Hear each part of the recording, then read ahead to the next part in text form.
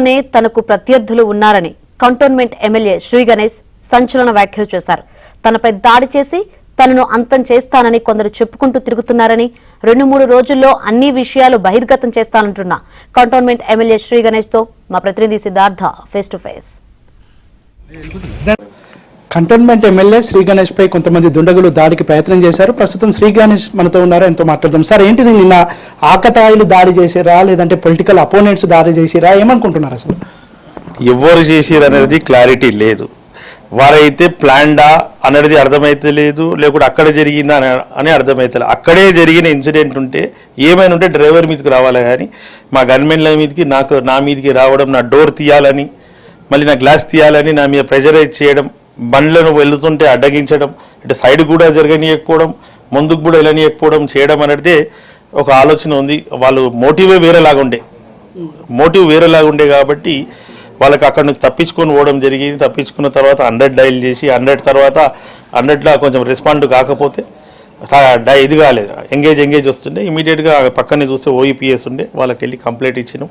వాళ్ళు కూడా ఒక 6 గుర్తిచ్చారు, 6 బైకులు.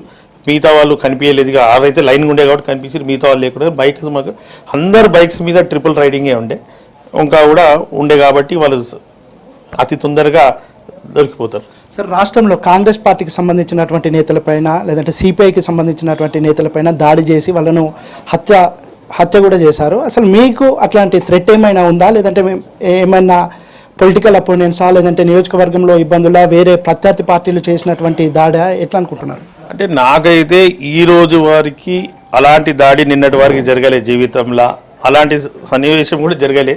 నిన్న ఫస్ట్ టైం అలా జరిగింది.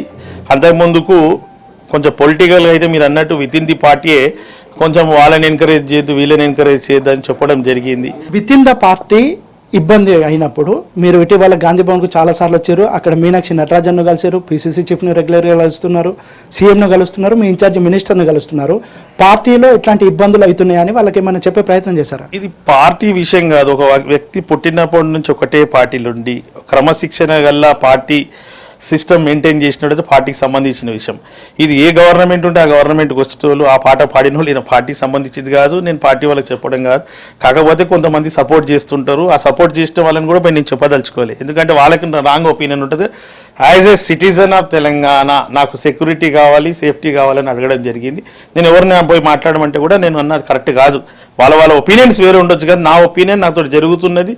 దానికి అన్ని ఏమంటారు పాయింట్స్ కూడా ఉన్నాయి, ఎక్కడెక్కడ ఏమేమి ఇబ్బంది అయింది కూడా అన్ని నోటీసులు ఉంది, వారి మీద రాసి ఇవ్వడం కూడా జరుగుతుంది. వారిది కూడా ఒక చెయ్యి ఉండొచ్చు అనేది చాలా వరకు నేను జరిగినప్పుడు అనిపించింది, కానీ నేను చెప్పలేను కదా. చాలా రోజుల నుంచి మీ నియోజకవర్గం నుంచి ఒక అంశం హైలైట్ అవుతుంది. ఇక్కడ ఉన్నటువంటి ఒక వ్యక్తి గొల్లకిట్టు అనేటువంటి వ్యక్తి కొంతమంది మంత్రుల అండదండలు చూసుకొని మీకు ఇబ్బందులు కలగజేస్తుండు, కాంగ్రెస్ పార్టీకి వ్యతిరేకమైన పనులు చేస్తుండు, ముఖ్యంగా మిమ్మల్ని ఎక్కడికక్కడ స్టాప్ చేసే ప్రయత్నం చేస్తుండు అన్నట్టు.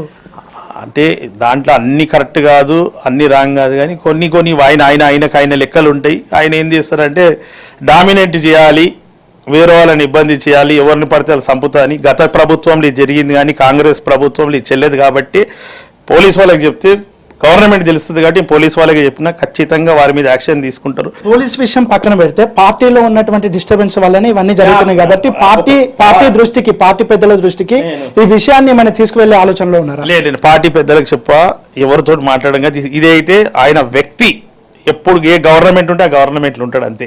పోలీస్ వాళ్ళు తీసుకుంటారు సార్, నేను దాడి మీద పోలీస్ వాళ్ళు తీసుకుంటారు, కానీ విత్ ఇన్ ద పార్టీలో ఇబ్బంది ఉన్నటువంటి సమయంలో పార్టీ మాత్రమే దీన్ని ఒక ఫ్రూట్ఫుల్ కంక్లూజన్ కి తీసుకురావాల్సిన బాధ్యత ఉంది. పార్టీది ఏం సంబంధం లేదు, ఇది వ్యక్తి సంబంధమే. పార్టీతో ఆయన ఎప్పుడు సంబంధమే లేదు. ఎవరు సార్ ఆ వ్యక్తి? కాంగ్రెస్ పార్టీలో ఉన్నాడా లేదంటే వేరే పార్టీలో ఉన్నాడా? ఇక ఇప్పుడు చెప్పడం అందరు చెప్పినా ఇక 2-3 రోజులు అయితే యాక్షన్ తీసుకోకుంటే బహిరంగంగా అన్ని విషయాలు చెప్తా. సో మొత్తానికి అయితే దాడి చేసినటువంటి వాళ్ళు చాలా ప్లాన్డ్ గా ఆయన మీద దాడి చేసినట్టు శ్రీ గణేష్ చెప్తున్నాడు. దీనికి సంబంధించి పోలీసులకు కంప్లైంట్ ఇచ్చినటువంటి నేపథ్యంలో వాళ్ళు యాక్షన్ తీసుకోవాలి, లేదంటే తన దగ్గర ఉన్నటువంటి అన్ని వాస్తవాలను బయట పెడతానని శ్రీ గణేష్ చెప్తున్నారు. వీడియో జర్నలిస్ట్ రాజీవ్తో సిద్ధార్థ, ఏబిఎన్ ఆంధ్రజ్యోతి.